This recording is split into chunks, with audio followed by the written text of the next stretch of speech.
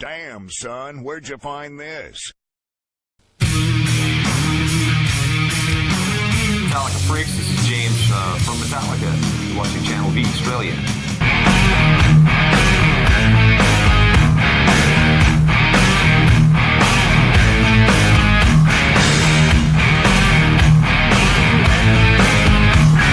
I landed here in LA in like 1980. From Denmark? Yeah, in Denmark, and I sort of took one look around and said, help, I'm in sort of heavy metal wasteland here. You know, I mean, you'd turn on the radio and you'd hear, you know, the latest from REO Speedwagon.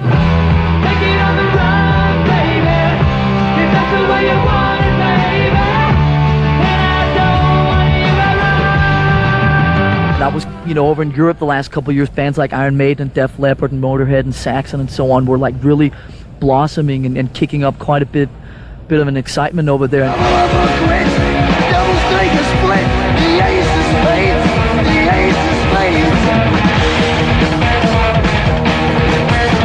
Most of the metal bands that we're really influenced by, like say the Motorheads and the Diamond Heads and the Saxons and all this stuff from the early 1980s in England, they were hard rock and metal's answer to the punk thing, because they sort of took the punk attitudes and so on, and then and fused it with sort of more traditional hard rock music. We just followed our instincts and did what we wanted to do. That then happened to be labeled by everybody else, oh, something new and different and exciting, because we were the first band in America to really draw so heavily out of those European influences.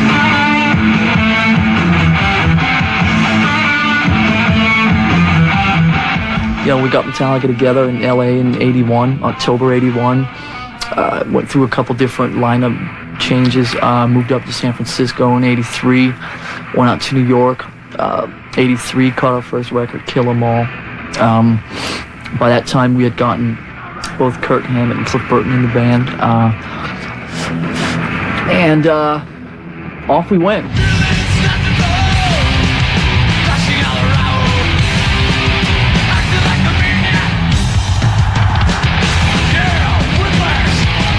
We seem to be appealing to a lot of different groups, which is a lot of different groups of people, where it's too easy just to say, you know, white male 12 to 17, you know, it's, you know, because there's always, you know, just contradictions to that.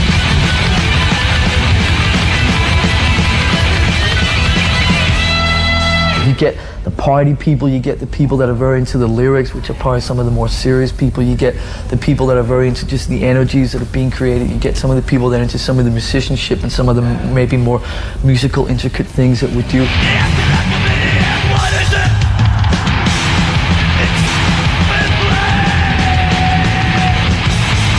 I think with Jason, I mean, the guy's an incredibly talented bass player and can, you know, play bass, you know, like Steve Vai plays guitar, you know, just doodle right along with the best of them and do a lot of really quick shit and stuff like that. The first thing that people would notice about your guitar style, going back to the early days, is just the incredible speed and intensity of it. Overall, there's just a general aggression to the music and the way we approach, you know, the instruments.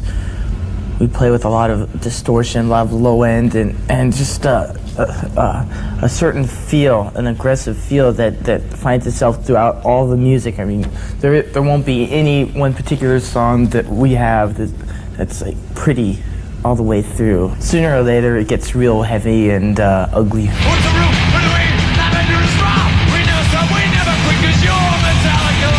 He knows what words go best as far as singing. Phrasing is concerned. Yeah, he knows what he wants to say when he sings. In the back. Huh? Not cool, cool, cool. I'm just the one that's mainly the mouth. That thing right there is this thing. Right, this is cool. Oh! Okay. Okay, I get it. The last thing that we want this to be is a business, you know, when we walk around like, you know, businessmen dressed up as musicians or anything, but you gotta be careful that you also don't let the situation take advantage of you. So you gotta stay informed, you gotta stay aware, and you gotta know what's going on around you. And I'm the one that in the band does most of the involvement with, you know, your booking agents and with the, you know, accountants.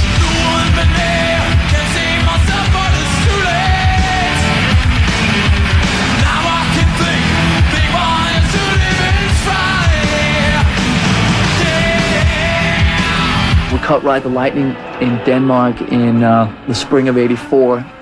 Spent most of the rest of '84 in Europe, actually, like touring with Twisted Sister. We played festivals. We did a lot of stuff. Like the fall of '84, things really like went up to like a different level.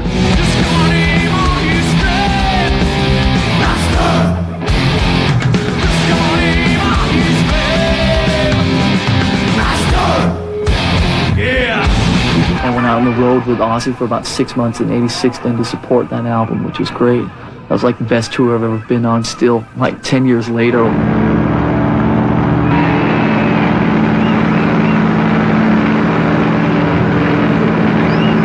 It's always hard to get over something like that, especially when it's a close friend like that, you know.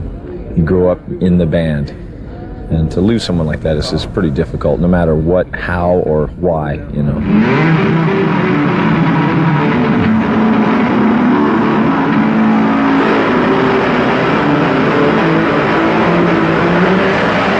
Cliff, I think, just was always like this, the main sort of the gung-ho guy about whatever came in our way. We just, you know, rammed right through it always. And obviously, we've had a lot of down things. Obviously, the worst one by far being the thing with Cliff's death. But if Cliff was here, I know that he would just say, yeah, we just basically gave the big finger to everybody, and we proved to everybody that we stood our own ground, and basically anything's possible.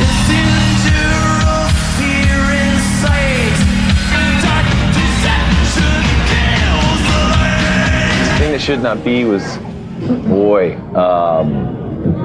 was a whole mythos, Lovecraft mythos that Cliff and Kirk as well were really into. And the thing that should not be was one of his creatures that was supposedly buried within the earth, waiting to arise, and his followers are, you know, calling him. So the thing that should not be was basically one of the characters. The thing that should not be, I think, is probably the ultimate in Metallica heavy.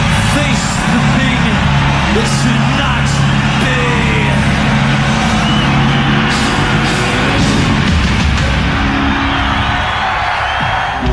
Back in the road, it's not surreal.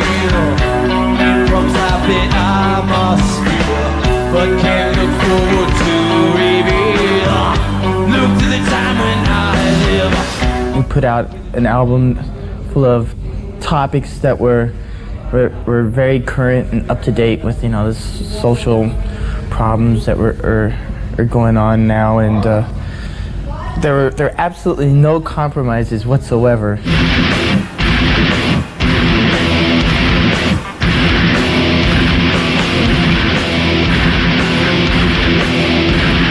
Throughout the beginning to the end of the album, in the creation of it, we've stuck to that theme of, you know, just doing what we want to do. Oh, my breath is highway smoky.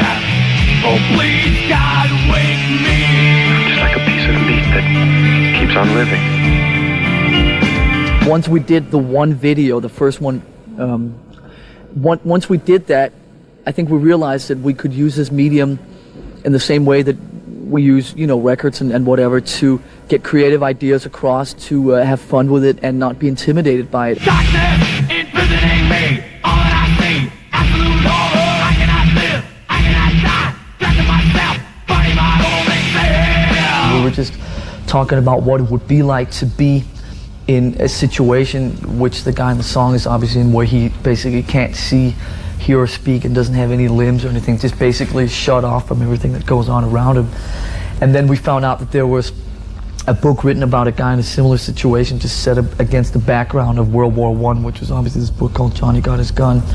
And that's basically when we took the idea and set it against that background. I don't know whether I'm alive and dreaming or dead and remembering. How can you tell what's a dream and what's real when you can't even tell when you're awake and when you're asleep? Where am I? We got a copy of the movie, which wasn't actually that easy to track down, and looked through it and so forth. And I think somewhere along the lines of watching the movie and so forth, somewhere a few ideas were just born that maybe here was actually sort of the foundation of something that could possibly turn into some sort of very weird and very different, you know, promotional video than what other bands had done. They'd kill me over and over again. We threw ourselves out into it, knowing all the time the agreement we had with Elektra Records, which was that if this did not work, see ya, straight in the garbage can at their expense. I think that somewhere along the lines, that agreement was really what sort of made us really actually want to throw ourselves out into it, because if we felt that we were stuck in a situation that we couldn't get out of if we weren't happy with the outcome, then I don't think we would have actually done it.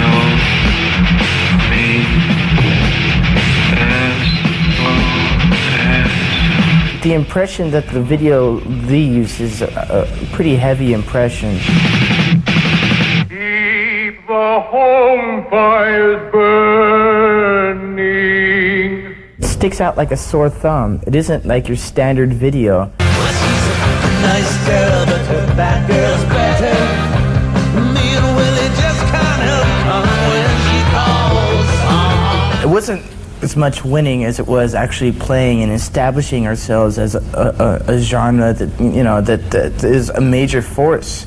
You know, actually has something to say. The Grammy stuff was really exciting the first year, and going there and playing it. It was pretty surprising when they said Jethro Tull, because I thought AC/DC were going to get it.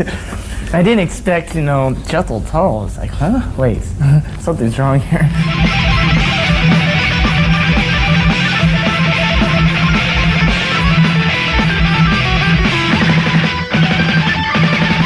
I'd be lying to you if I said that it's not something that's obviously an honor and it's like cool, but important in the way that make or break, absolutely not. But I mean, obviously it's cool when somebody sits there and acknowledges what you're doing.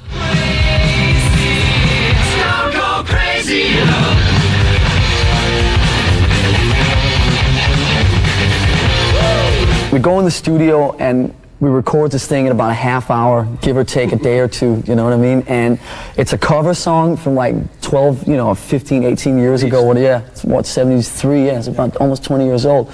And it comes out on an Elektra compilation album, and it's like we win a Grammy for it over like fully fledged, albums by, Judas Priest and Megadeth and Anthrax and stuff, which is kind of funny.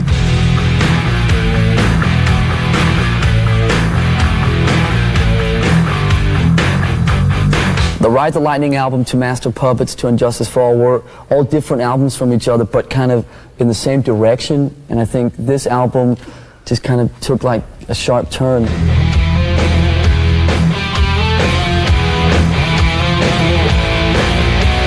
The difference this time is that instead of taking, like 5 riffs and cramming them all into one song, now most of the songs only really have like 1 or 2 riffs in it, so it's a little more, just kind of sticks more to one thing. What are you writing about on this record? It's more positive this time around. It's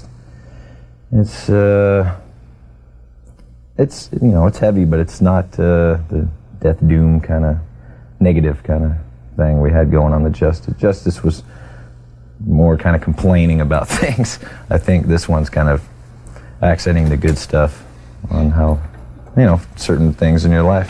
Probably the biggest song of your career, right there. The first song I heard. Yeah. We've not really been too happy with any of the mixes on the last 3 albums, and we were sitting there when we started writing the songs last summer, who should we get to mix this record, because we thought, we'd made the last 3 albums with Fleming Rasmussen, and we didn't see any reason why we shouldn't make this one with him. So we're sitting there talking about who we should get to mix it, and we thought one of the best sounding records for the last couple of years was the Motley Crue album that he made, Dr. Feelgood.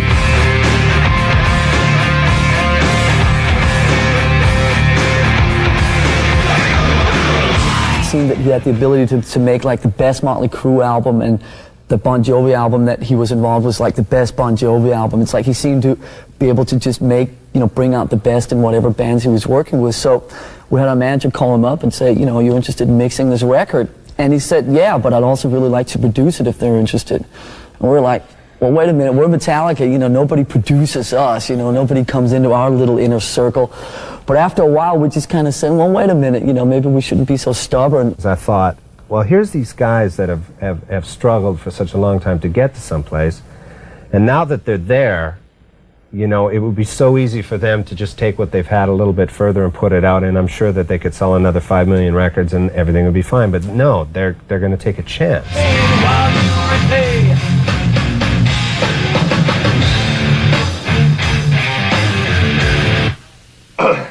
Sounded really really good. He's really been able to feel the right ways to guide us and that kind of thing. You know each of us and our little quirks and that kind of thing to make everything just flow. And really, he's the best at capturing our performance. He really knows how to get you just so and use psychology just to, man, you can play better than that. I know you can do better than that, or whatever he needs to say in order to pull it out to get it onto the tape. Figure that goes into the verse, ba da da da da da da da, and then the first two bars we gotta get. Okay?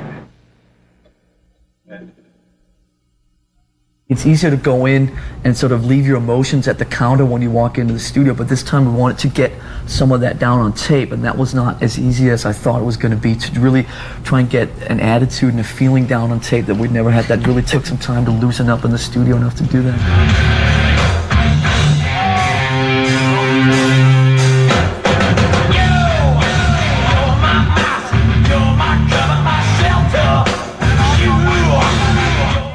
Let's do a track from top to bottom. Okay? Is all this shit moved way out? Or it wasn't so far in this little booth thing? I'm not sure, James. As Bob Rock put it, he wanted to capture the moment, and capturing that moment took a long time. Yeah.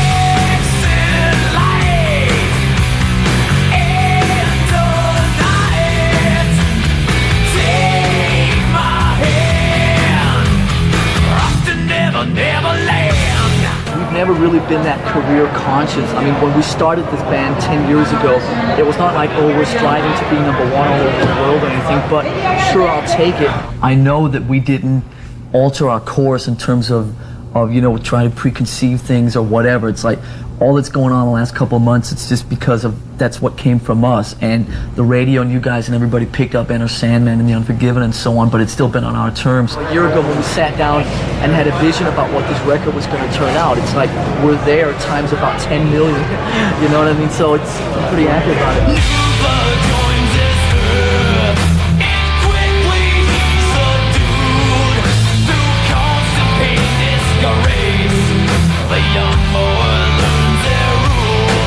Just kind of deals with this guy this abused guy who goes into like a room and basically grows old in this room, and then all these weird things happen. It's not like the most direct video. It's a video you have to see a few times. Never free, never me.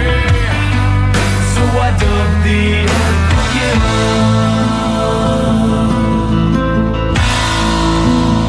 The room is a sanctuary from all his abusers. And when I saw it the first time, I had no idea what the hell was going on. Forever trusting who we are, and nothing else matters. Or nothing else matters. We just wanted to show kind of more of a personal side of us, and I think we're more comfortable with showing that now. I'm free to speak my mind anywhere.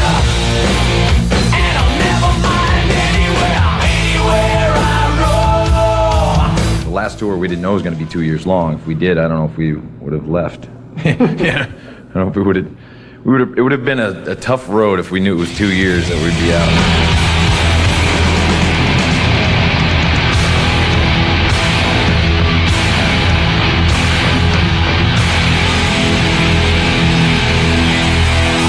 First couple shows, I think it was kind of you were kind of conscious of it and almost awkward and uncomfortable about people always being at your back or somebody always being somewhere. As soon as you got used to it, though, it was like if there was only a few people at some places, like James said, the fire marshal only let 20 people in there or something, and it wasn't feeding you. From there you're going, oh man, you kind of let down. Right? You really got used to that charge from those people in there. It's the 1991 MTV Video Music Awards.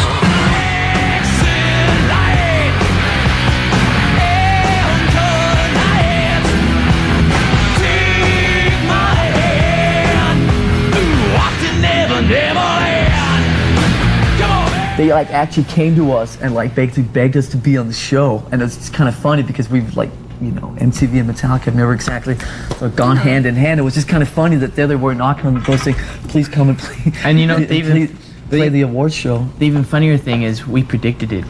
We predicted that would happen. The 1992 MTV Video Music Awards. And the winner is Metallica, Enter Sandman! I guess these things just went down in value. If we can win one, I guess anybody can, huh? Hi, James. Hi, Jason. Look, we won an award, huh? Hope your hand's better, James. Okay.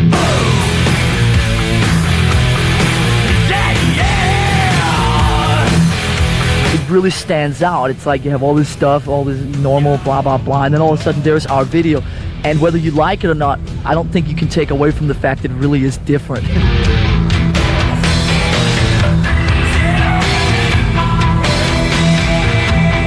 The way we look at the other guys though that are still around, you know, Aerosmith and those kind of bands, Black Sabbath or whatever, I think we still look at them with maybe even more respect now that we have tasted some of what they were tasting when we were bowing to them, you know, that kind of thing. And now that we've met them and become their peers, it's a pretty huge thing to have a mutual respect with those kind of people. When we started off, there were a lot of people that were laughing at us and pointing fingers to Metallica. They can't play, they can't write, they can't do anything. It's like, there's a major...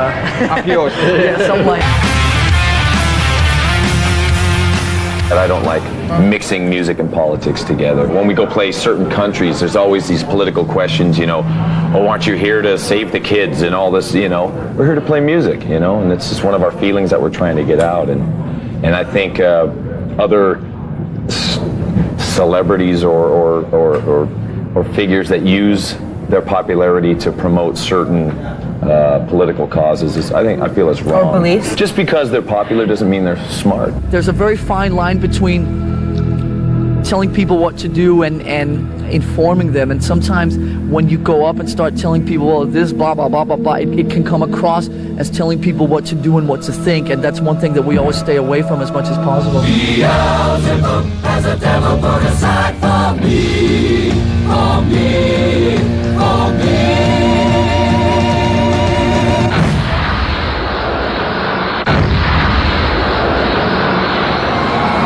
People tend to identify you with a certain cause or you know, especially politically, and this is way beyond that, more kind of a social type thing.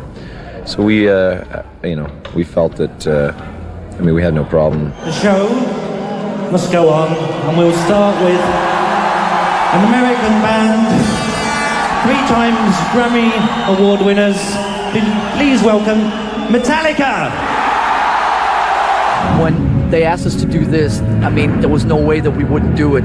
And obviously for Freddie Mercury, for the respect of Queen, and also I think that of any thing that you could do an awareness thing for, still, AIDS is still the thing that most people just don't really, a lot of, in rock and roll and stuff like that, it's still... Yeah, it's still sex and rock, drug and rock and roll. And it still perplexes me of the amount of ignorance there still is about AIDS in rock and roll.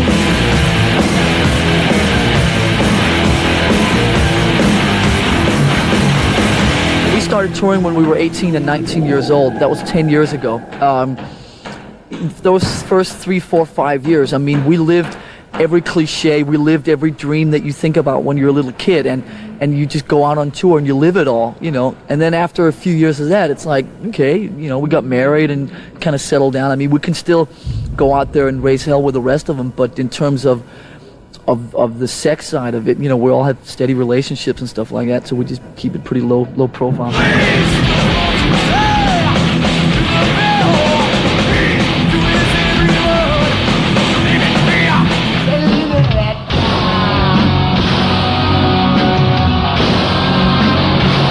We're doing about 25 stadium dates across North America and Canada. I think there's a lot of people that would like this thing to fail, and I would like to show all those people that would like this thing to fail that, hey, we can make this work. And a lot of the stadiums that we've talked to and so on, there's, you know, for instance, we're not playing Philadelphia, for instance. Why are we not playing Philadelphia? Because the stadium there doesn't want Metallica and Guns N' Roses. So it's like, I'd like to show the places that don't want this tour that we can go in and make this happen.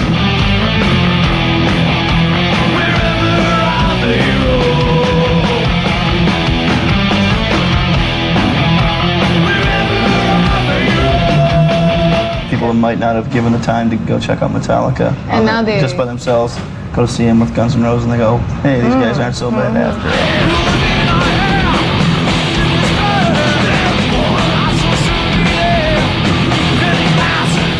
about 3/4 into the set. Song Fade to Black, we got some pyro stuff. And, excuse me, my God. But, there's some flames that happen, and there was some miscommunication. Us standing in the wrong place, basically. Sing for us on this one here. Die, die, die, die. There was some additional pyro, and instead of our pyro man kind of making it clear to at least myself, saying, you know, the new pyro was here, and still we have the old stuff, but I didn't know we had the old stuff also. So I was standing on the grill, and the grill work, you can't really see what's under there, especially in, you know, when it's dark. You know, there's monitors, there's lights, and there's big flames under there now.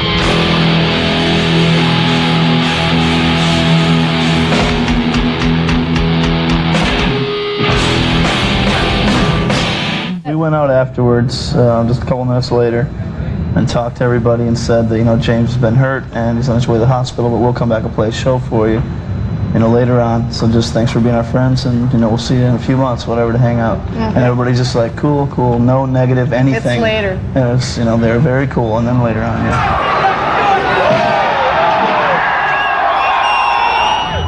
This all would have been avoided.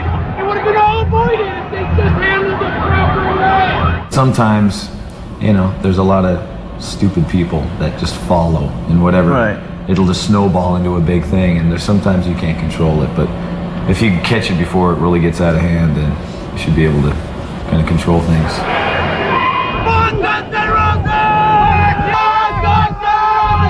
I don't remember any kind of serious problems at any Metallica shows when it was just Metallica playing, or Metallica and even an opening act. There really wasn't ever any serious, you know, there's always been fights and maybe a broken nose here and a dislocated shoulder there, something like that, but, you know, there's not really... And that's just the crew.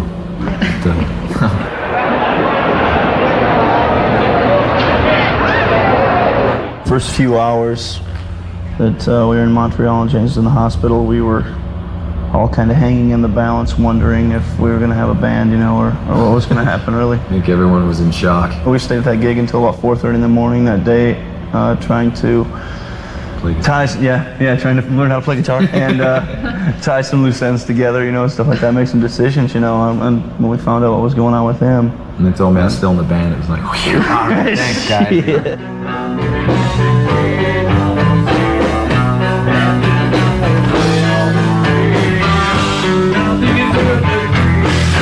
John came in and some parts like in The Unforgiven when James plays, you know, finger picking on a classical guitar on a stand, and then to the electric and back and forth.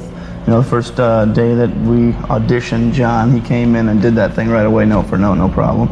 So we pretty much knew he was our man. Yeah. He's done it before too, so we kind of know him, and he's been around the band for a long, long time. He was on the crew for quite a while, and he stepped in when I broke my wrist on the Aussie thing in '86. Yeah.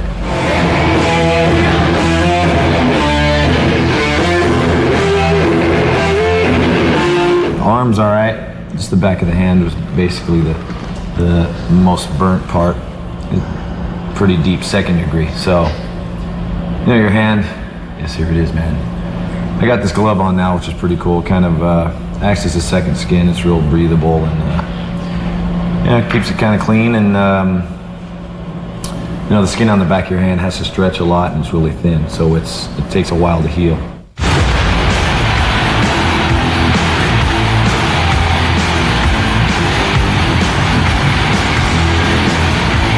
Kick-ass live project, man. 9 hours, man. Strap yourself in.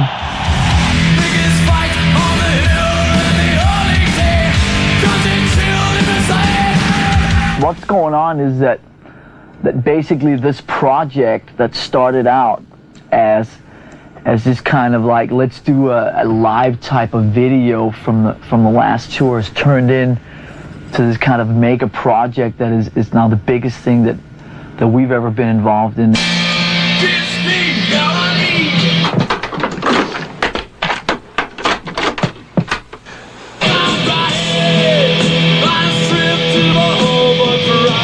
We thought that it would be nice to kind of put some different flavors, some different vibes on all the different gigs and the different atmospheres and attitudes and so on. So we got 3 different guys mixing the 3 audio segments and 2 different guys doing the 2 video segments. So you basically got 5 different guys putting their individualities on what's going on. We got this. These are all the images. Look, Metallica. We don't have enough tapes. Look, Metallica. Metallica. Metallica. Metallica. Metallica. Metallica everywhere. Metallica. Metallica. It's enough to make me weep. We have 83.5 hours of film that we shot to get this right here. 2.5 hours. I know the ratio seems to be a little out of whack, but we wanted to make sure we got every expression, every innuendo, every drop of sweat, every head-banging element that is the essence of Metallica.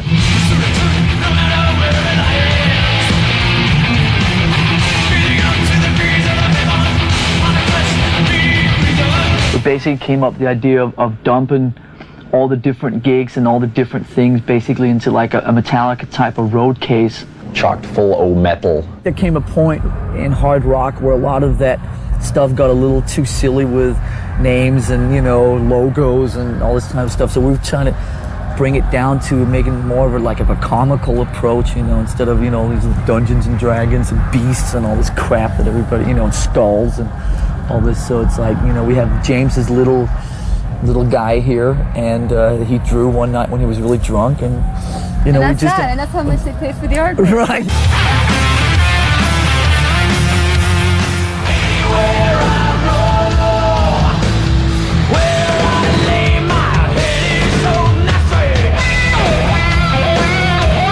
We wouldn't have passed it up for the world. I think we're always looking to go new places and check stuff out, you know, the Metallica way, and you know, that it was a very eye-opening experience, you know, to see how certain people live, you know, on like it's almost a different planet up there. It was like going to camp, like a huge adventure. You had to be ready for anything. How you doing, man?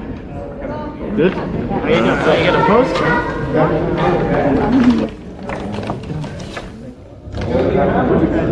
What do you want to say?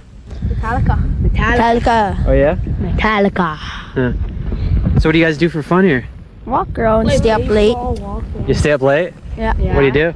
Walk around. It was really an adventure. You know, we were there for maybe 30 hours or something like that. But just to, the way we had to get up there, you know, this plane to this little sputtery plane, and then you finally get down there and you just see that everything is so different, and how, you know, fortunate we are, and the things that we get to do, all of us here, you know, and that kind of thing, and how they have to, their work that they have to do in seasonal work and these kind of things.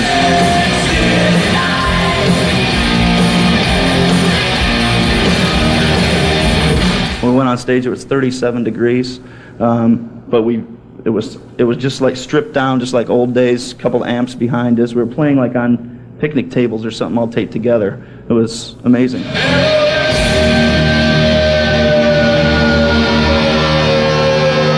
How was it, man? How was it? Excellent! Yeah? Best thing I ever seen, man. Where do I take this pain of mine?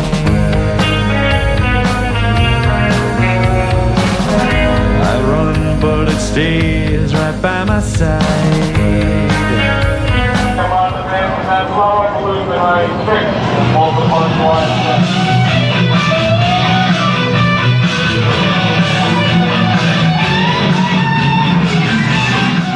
Excuse me, sir. What brings you here so late in the evening? Oh, I gotta get the new Metallica album. Why don't you just wait till tomorrow? It'll still be here. It's not the same. No? You gotta have the experience. The 5-year waiting period to get some new material out to all our friends out there is just how it had to be. The Black Album put us on the road for about 2 years, and then we needed to take a little time off. Then we did the live thing, and then started writing this thing. So that's how it works. It's really long. There's a lot of music on it. There's a lot of looser stuff comparatively to what we've kind of done before. A little more simple, but loose is definitely the word. Well, I asked people in the last few weeks, you know, what do you think? They go, it's really different, but it's totally Metallica. I mean, there's not a better way of summing it up.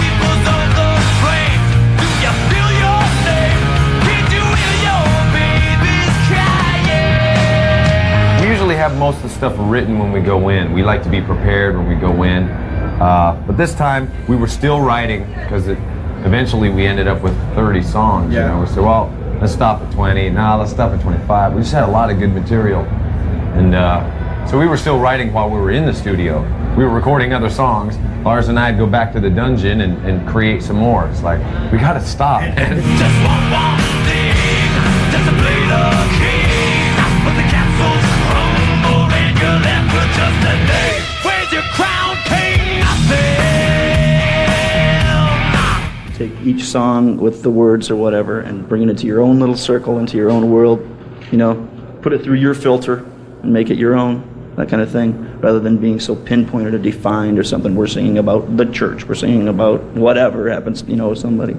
It's very open to your interpretation. That's the whole idea. It's gotten a lot easier for me to get pen to paper and not really have to think so much about what I'm going to write about. Okay. There's a lot more flowing out, which is great. Okay. There's plenty of fuel, you know, childhood. The way it was, it fueled me for the rest of my life lyrically.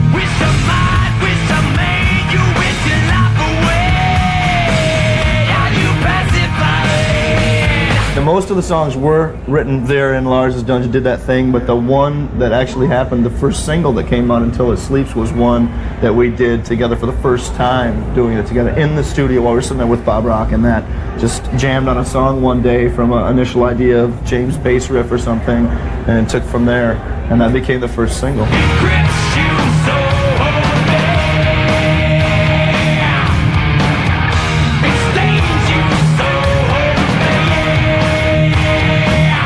We just wanted to do a video that would get a reaction out of people, and that video did get a reaction out of people. Definitely. That was really funny. Oh my God, a couple of them are wearing makeup.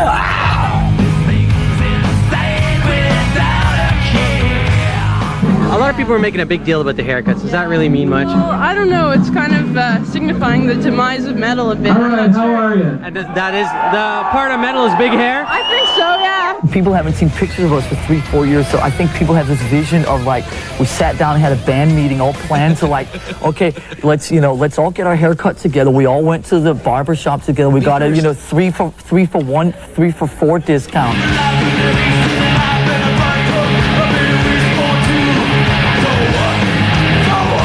I love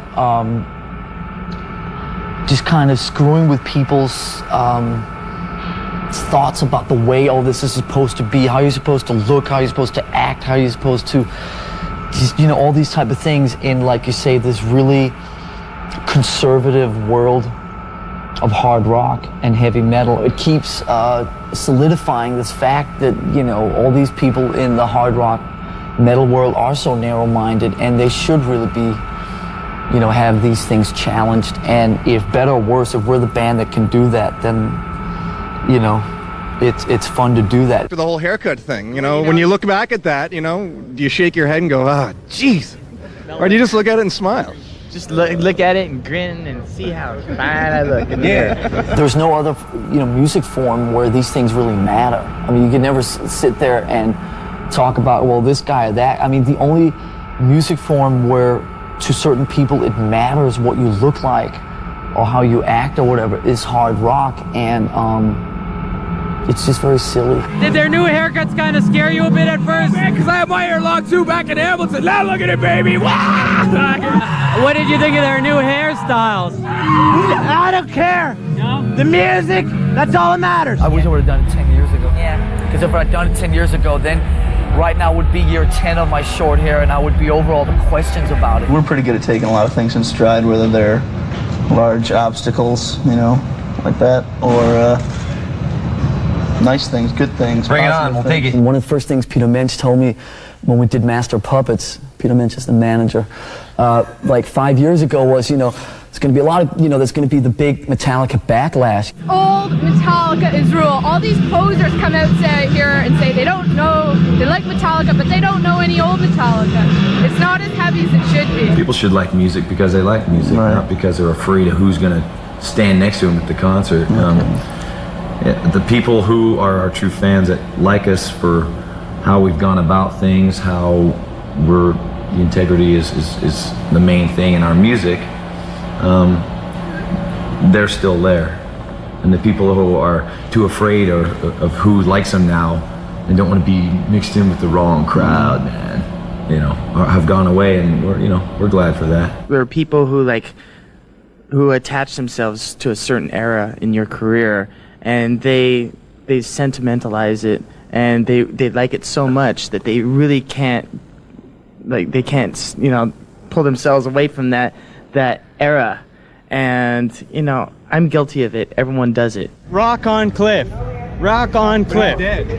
Hey man, the best stuff is back then. They kind of went, they kind of went mainstream.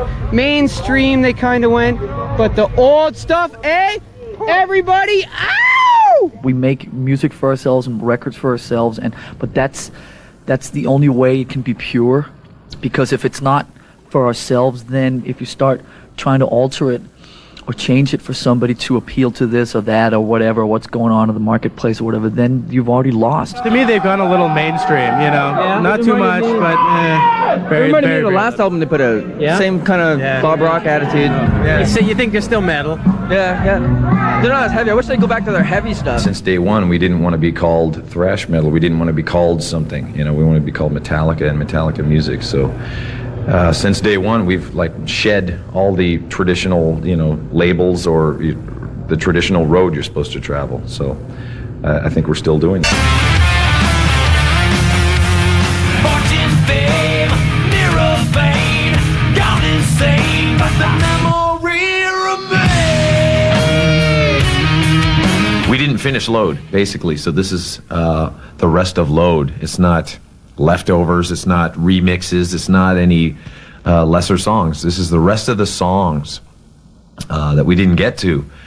With Load, after the Black Album, we wrote 30 songs, and we kept writing, and we had to stop at one point, start recording.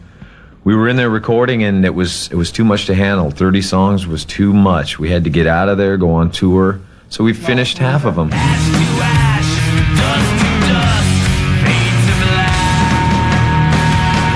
It was pretty amazing. We were taking Dramamine and wearing C-bands and, motion sickness, and it was pretty trippy.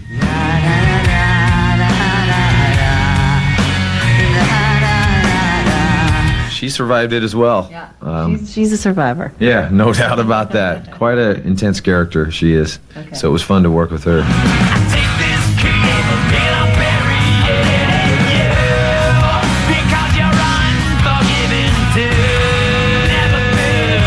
Appeared in the local Toronto newspaper a couple days ago, and it says that babies and age have helped the legendary heavy rockers go a little soft.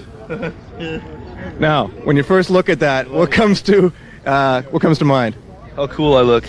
Just because these guys grew up a little bit and decided to have a couple kids, that doesn't mean anything. I mean, it doesn't change. Actually made them a hell of a lot better people so far. Yeah. If anything, a lot of cool stuff can come from this, I think. I'm excited to see what music comes out of James once he does really get into the baby and start seeing things in different light. It could, it doesn't necessarily mean it's going to be sappy or soupier music or something. It could be that much uglier, that much more heavy because he's found something else that, makes him, and that drives him or something like that, I think that'd be a cool thing to see. Give me fire, give me that which I desire.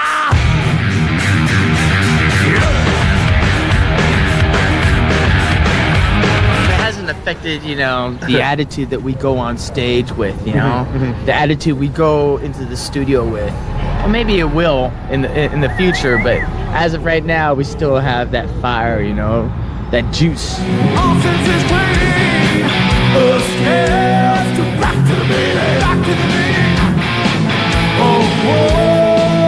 Live shows are always worth the buck, People only have so much money to spend on a band. There's so many bands out there that are working for the same dollar.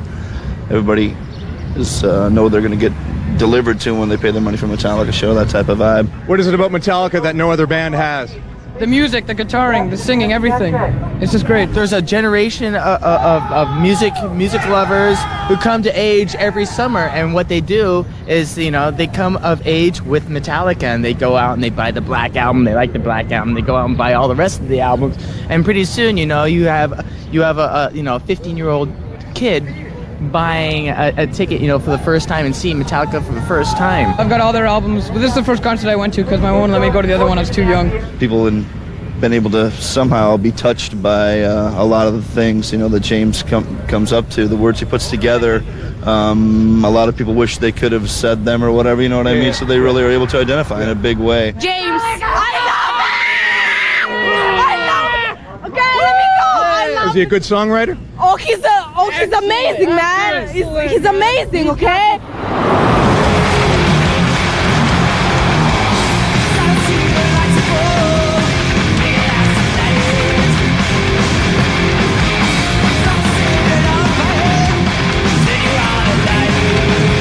There was a bunch of court battles and whatnot, and we Yeah, a bunch of court kicked battles. ass, which was great.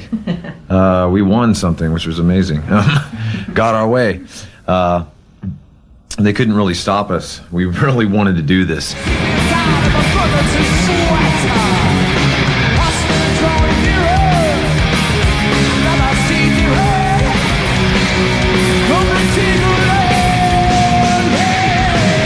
awesome! Awesome. Couldn't be better. Free tickets. Should all concerts be free now? Hell yeah. Because of the name Metallica, they were a little more apprehensive and a little more scared of what could happen. And I think it's a disrespect to all our fans. And really, they had the idea of what a Metallica fan was, and it's kind of it's kind of annoying that that's what they think, that our fans can't enjoy music at a free concert outside in a parking lot.